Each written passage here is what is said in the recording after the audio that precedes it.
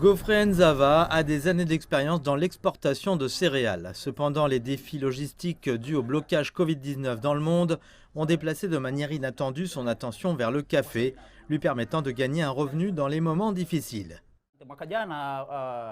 Lorsque la pandémie de Covid-19 a commencé, nous avons été très surpris de recevoir des commandes pour exporter du café. Nous n'avons pas fait grand-chose l'année dernière, étant donné que nous ne faisions que commencer. Nous avons reçu une commande du Vietnam et une de Chine. Cette année, nous avons déjà 3 commandes.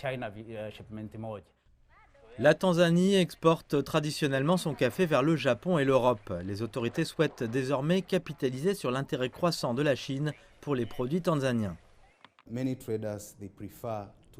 De nombreux commerçants préfèrent commercer avec la Chine car c'est plus rapide et facile de commercer avec ce pays par rapport à l'Europe.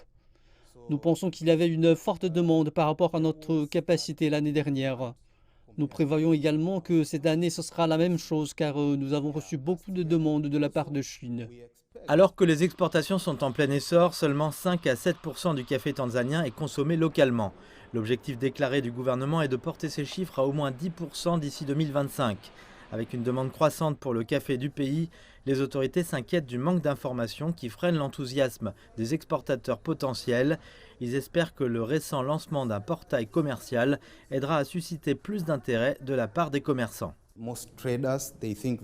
La plupart des commerçants pensent qu'il est très compliqué d'acquérir des documents d'exportation. Et c'est pourquoi nous déployons davantage d'efforts pour sensibiliser aux procédures d'exportation et aux documents requis pour la réexportation. Le gouvernement veut dépasser sa production annuelle de 70 000 tonnes de café par an. Il espère offrir aux agriculteurs, aux commerçants et à des milliers de personnes à leur charge dans le pays plus de revenus et une vie meilleure.